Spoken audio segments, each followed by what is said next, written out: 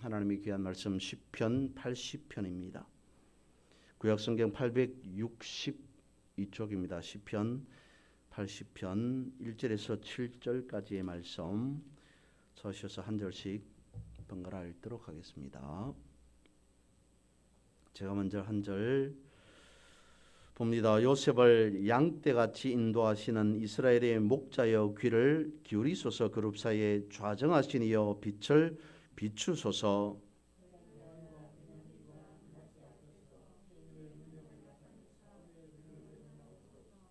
하나님이여 우리를 돌이키시고 주의 얼굴 빛을 비추사 우리가 구원을 얻게 하소서.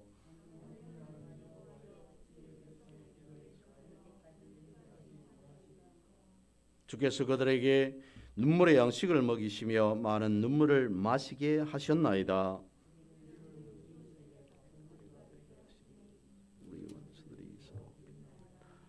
7절 말씀 같이 봅니다. 만군의 하나님이여 우리를 회복하여 주시고 주의 얼굴의 광채를 비추사 우리가 구원을 얻게 하소서. 아멘.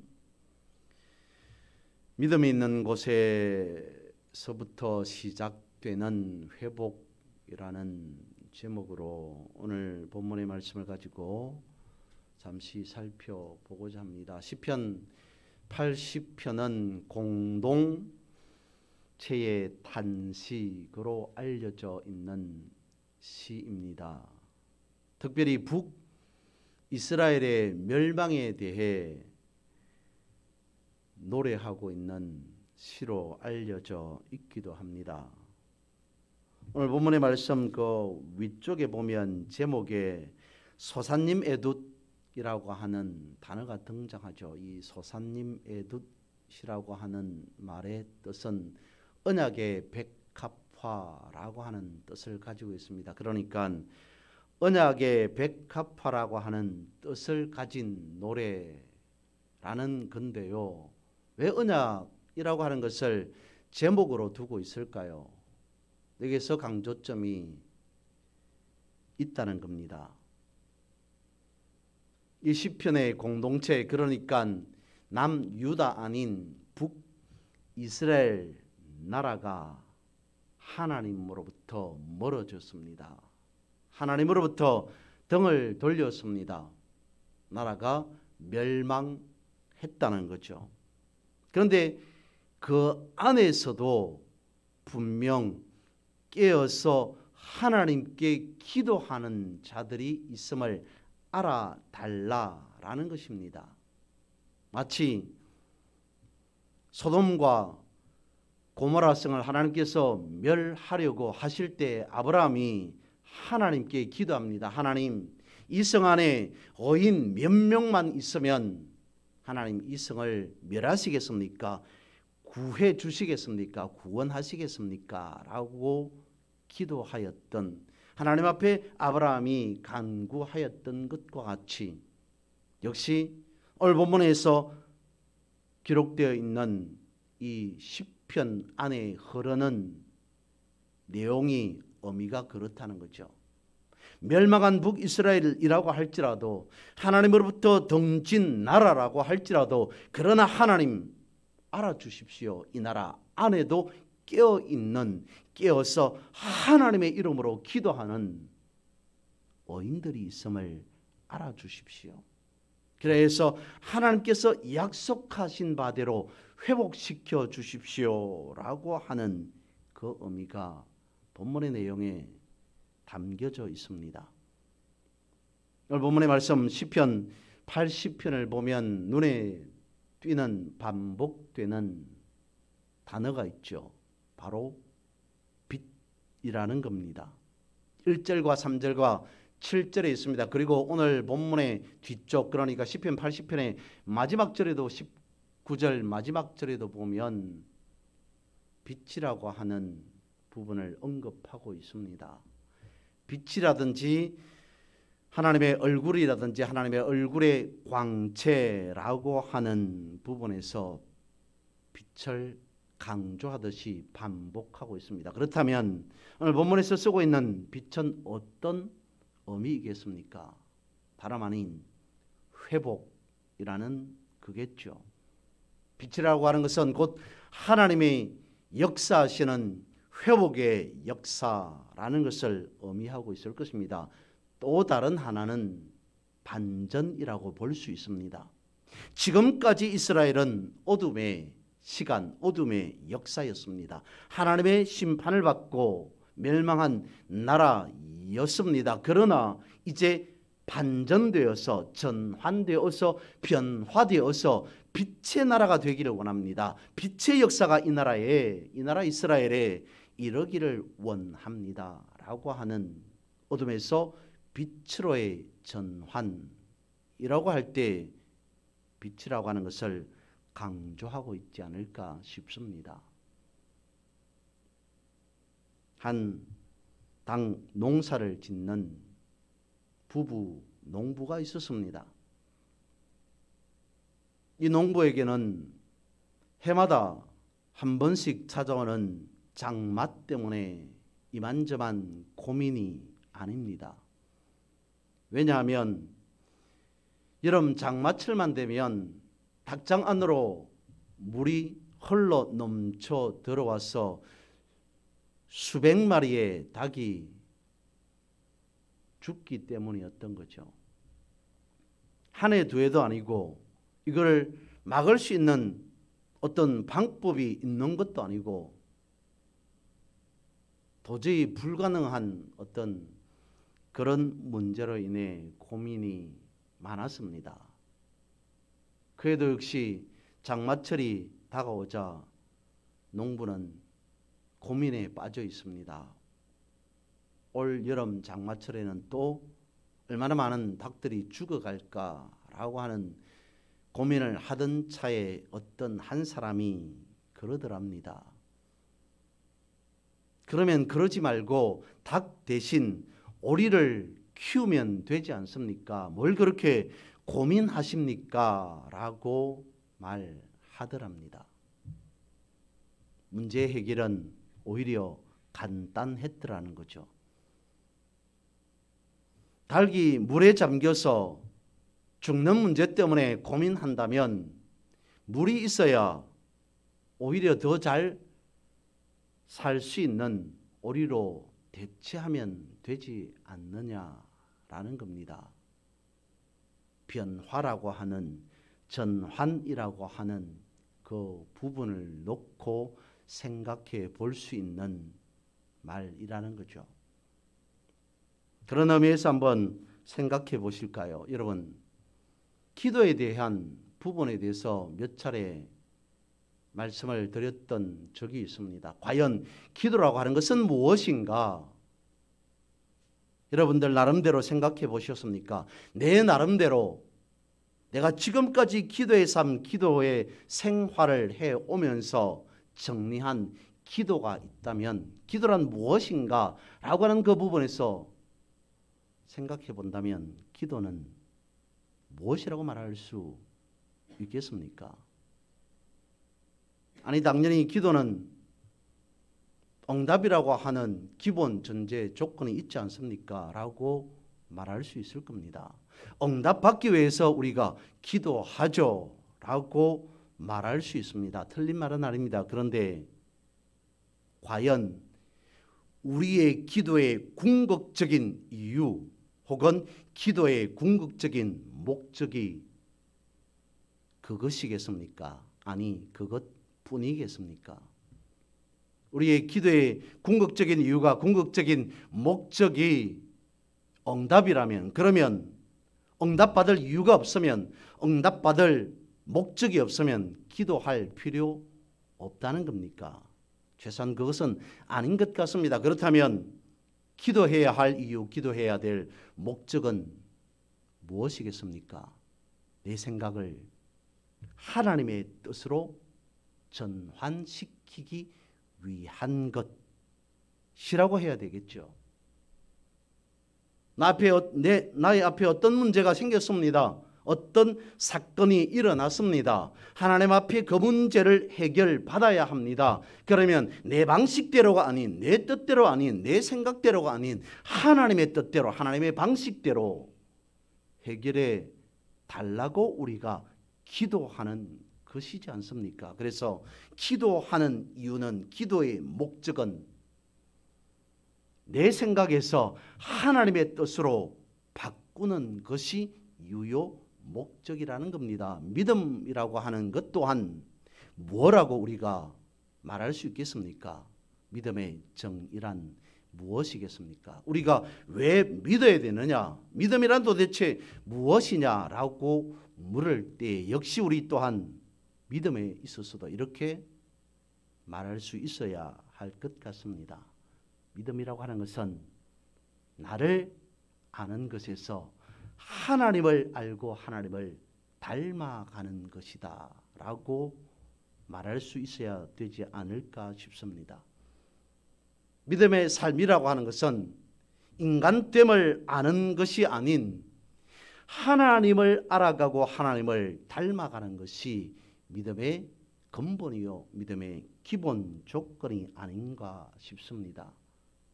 바뀌어진다는 것, 전환되어진다는 것은 무엇입니까? 회복으로서의 변화 아니겠습니까? 오늘 본문의 말씀을 간단하게 몇 가지로 나누어서 한번 살펴봅니다. 먼저 첫 번째로 오늘 본문 1절에서 3절 사이에서는 빛에 대한 갈망을 하고 있습니다. 어둠 속에서 저들은 잘못되었음을 알았습니다. 깨달았습니다. 무엇이 도대체 잘못되어서 저들은 어둠 속에 침착될 수밖에 없었던가. 그래서 어둠에 머물러 있지 아니하고 이제는 빛으로 살아가려고 합니다. 빛된 삶으로 전환되고자 합니다. 빛에 대한 갈망이 있습니다. 1절을 다시 읽어봅니다. 요셉을 양떼같이 인도하시는 이스라엘의 목자여 귀를 기울이소서. 그룹 사이에 좌정하시니여 빛을 비추소서라고 노래하고 있습니다. 기도, 간구, 고백하고 있습니다. 그랬던 거죠. 이스라엘 백성들 저들은 도덕적으로 또한 영적으로 타락한 삶을 살아왔습니다. 그래서 하나님께서 심판의 막대기를 들었습니다. 호되고 호된 삶을 다시 살 수밖에 없었습니다. 이스라엘 백성들 저들은 그렇게 여길 수도 있었겠죠. 우리가 하나님으로부터 압제를 당한다, 압제를 받는다라고 여길 수도 있었을 것 같습니다. 그런 가운데에 깨달았던 거죠. 우리가 잘못했구나. 우리가 뉘우치고 회개해야 되겠구나 라고 하면서 고백하는 것이 하나님 우리에게 빛을 비춰 주옵소서라고 기도하고 있다는 겁니다. 지난주에도 말씀을 드렸습니다. 몇 차례 말씀을 드렸습니다. 죄가 무서운 이유는 무엇인가?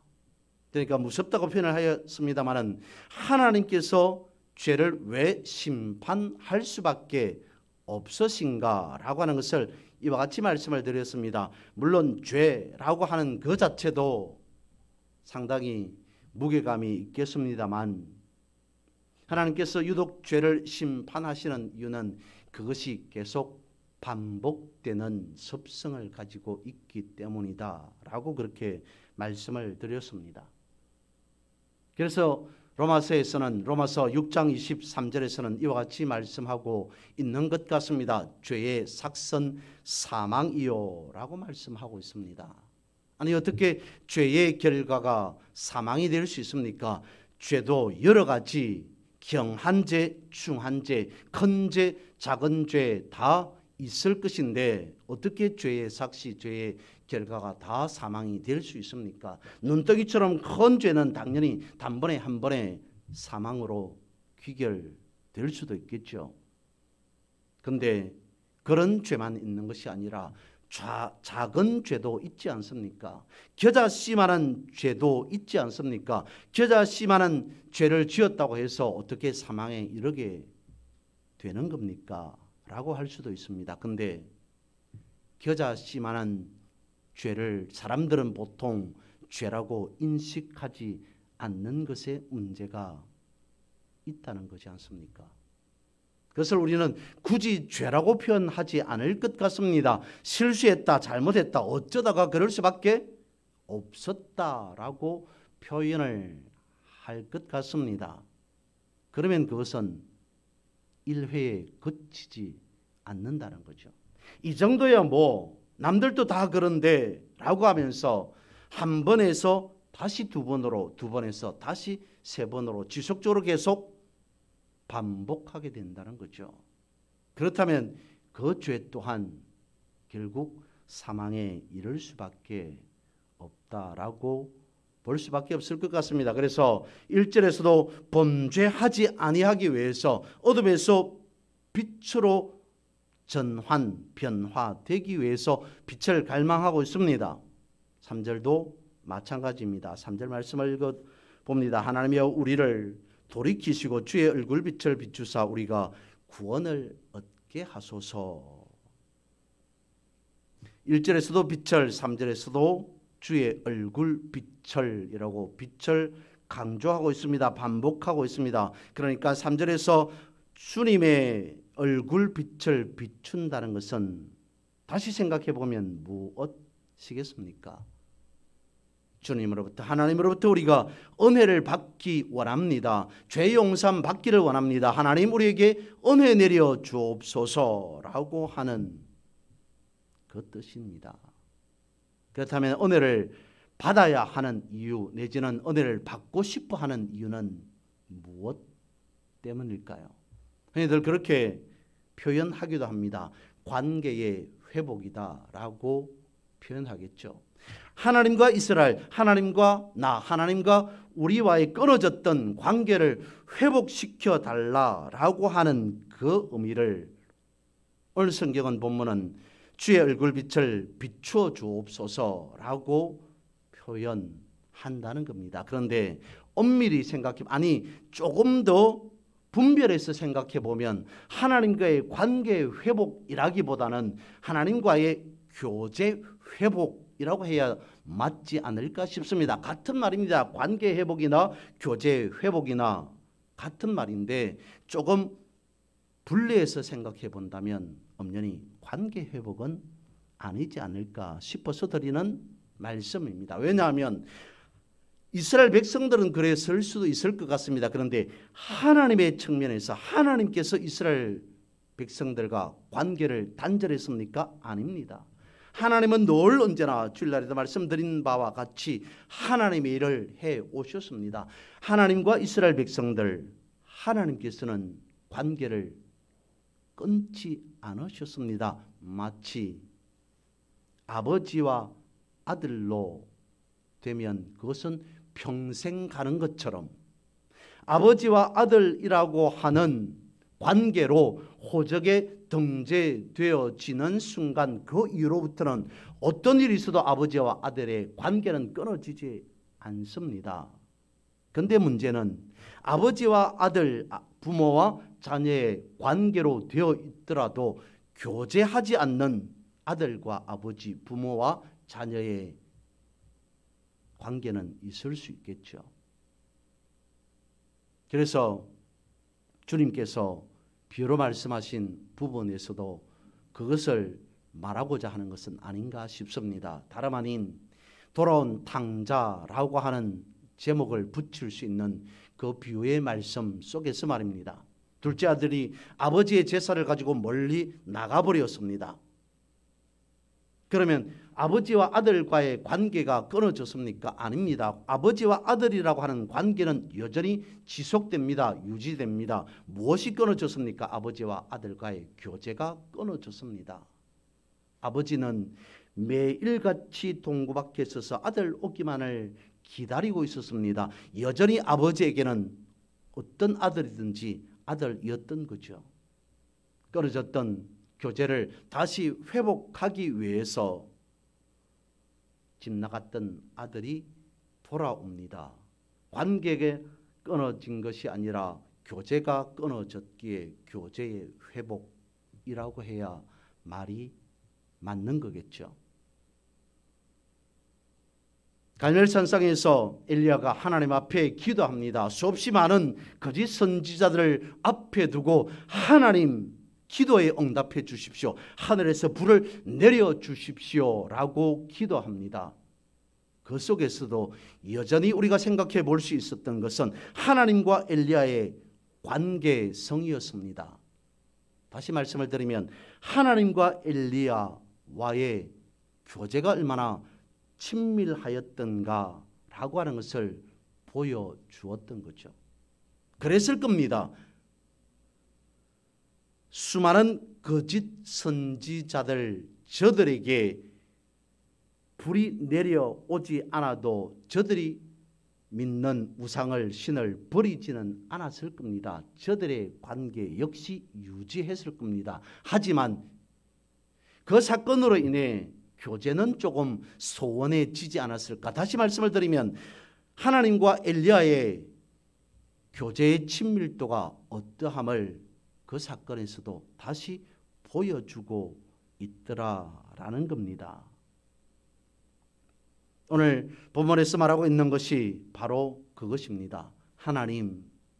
하나님께서 우리를 아들 삼은 나라 아닙니까? 선민 삼은 백성들, 이 나라 이 백성들 우리 아닙니까? 다시 하나님과 우리가, 하나님과 이스라엘이 교제하기를 원합니다. 교제 회복을 원합니다 라고 기도하고 있습니다. 그것을 굳이 단어로 말한다면 빛 내지는 주의 얼굴 빛이라고 말할 수 있다는 거죠. 그리고 이어서 두 번째로 살펴볼 것은 4절에서 6절에 가서는 빛이 없음을 탄식하고 있습니다. 4절입니다. 만군의 하나님 여호와여, 주의 백성의 기도에 대하여 어느 때까지 노하시겠습니까?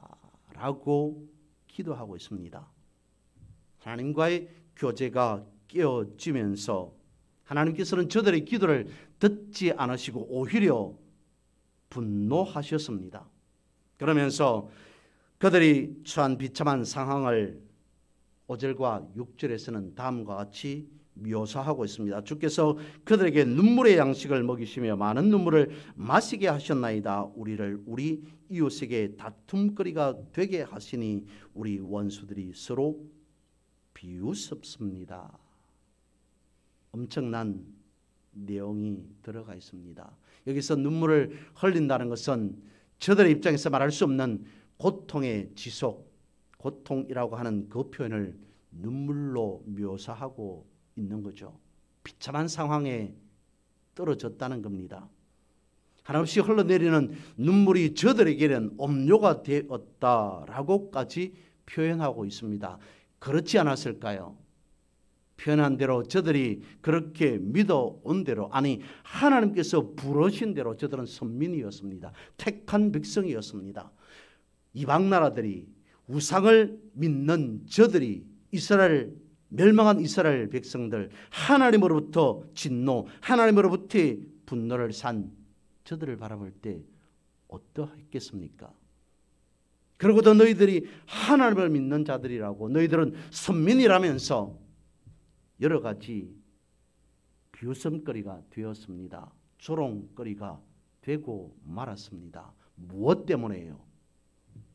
어둠에 속해 있었기 때문에, 빛이 없었기 때문에. 그래서 하나님 우리에게 빛을 비추어 주십시오. 주님의 얼굴의 빛을 우리에게 좀 보여주십시오. 비추어 주십시오 라고 거듭거듭 강조할 수밖에 없었다는 겁니다. 그 안에는 이러한 의미까지 포함되어 있습니다. 하나님, 이제 우리는 알았습니다.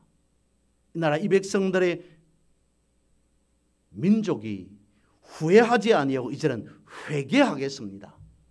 이제는 잘못 살았구나 라고 하는 것을 원망하고 탄식하고 한탄했을지라도, 그러나 이제 안 이후로 우리는 하나님 앞에 나와서 하나님의 얼굴 빛을 바라보면서 우리는 회개하겠습니다 라고 하는 그 의미가 내포되어 있을 겁니다. 또한 그랬을 것 같습니다. 하나님, 지금까지는 우리가 하나님을 원망하는 기도를 하였을지라 하나님 이 나라를 왜 이렇게 하셨습니까? 하나님 우리를 왜 이렇게 힘들고 어렵게 하십니까? 라고 하는 기도를 하였을지라도 이후에는 은혜의 기도를 하겠습니다. 그래서 이제는 눈물을 흘리더라도 슬픔의 눈물, 단식의 눈물이 아닌 회개의 눈물을 흘리겠습니다. 은혜의 눈물을 흘리겠습니다. 라고 하는 그 의미가 들어가 있지 않을까 싶습니다. 마지막으로 세 번째, 빛으로의 구원을 호소하고 있습니다.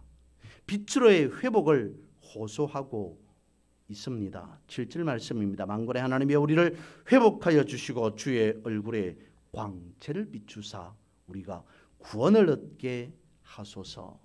오늘 본문에서 말씀하고 있는 3절에 돌이키시고 라고 하는 말씀과 7절에서의 회복하여 주시고 라고 하는 말은 동일한 단어로 사용되어져 있습니다. 하나님 우리가 돌이키겠습니다 라고 표현하듯이 고백하고 있습니다. 다시 말씀을 드리면 하나님 이제 우리가 잘못되었음을 깨닫고 어둠의 자리에서 돌이켜서 빛의 자리로 나오겠습니다. 하나님 이제는 우리가 회개하겠습니다 라고 하는 그 의미를 담고 있습니다. 무엇으로부터요? 왜?